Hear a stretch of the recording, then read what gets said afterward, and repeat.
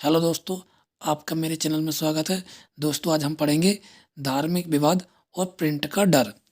छापखाने से विचारों के व्यापक प्रचार प्रसार और बहस मुबाहिसें के द्वारा खुले स्थापित सत्ता के विचारों से असहमत होने वाले लोग भी अब अपने विचारों को छापकर उन्हें फैला सकते थे।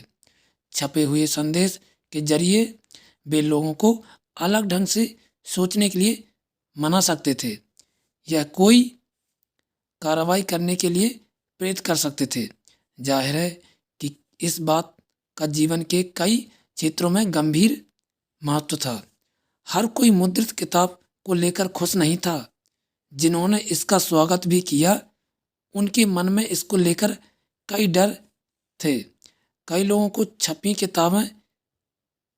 किताब के व्यापक प्रसार और छपे शब्द की सुगमता को लेकर यह आशंका थी कि ना जाने इसका आम लोगों के ज़हन पर क्या असर हो।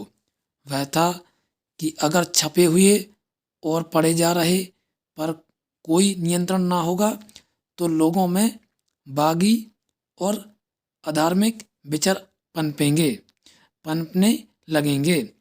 अगर ऐसा हुआ तो मूल्यवान साहित्य की सत्ता ही नष्ट हो जाएगी। धर्मगुरुओं और सम्राटों तथा कई लेखकों एवं कलाकारों द्वारा व्यक्त की गई यह चिंता नवमुद्रित और नव प्रसारित साहित्य की व्यापक आलोचना का आधार बनी। आइए देखें कि जीवन के एक क्षेत्र धर्म में इसका क्या असर हुआ। धर्म सुधारक मार्टिन लूथर ने रोमन कैथोलिक चर्च की कुरीतियों की आलोचना करते हुए अपनी 95 स्थापना लिखी। इसकी एक छपी प्रति विटेनबर्ग के गिरजाघर के दरवाजे पर टांगी गई। इसमें लूथर ने चर्च को शास्त्र के लिए चुनौती दी थी।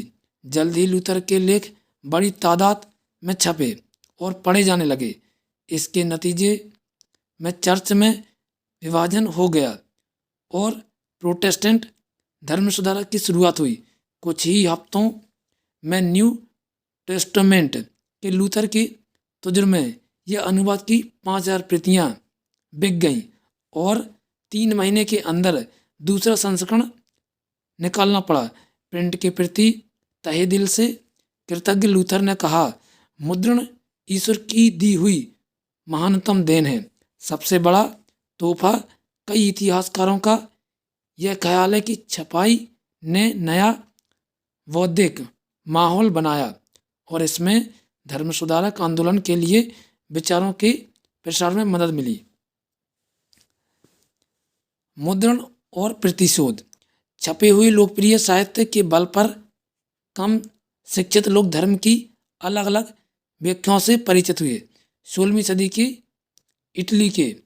दोस्तों, अब आज यहीं तक सीखते हैं। अगले पार्ट में मैं इसका अगला पार्ट लेकर आऊँगा।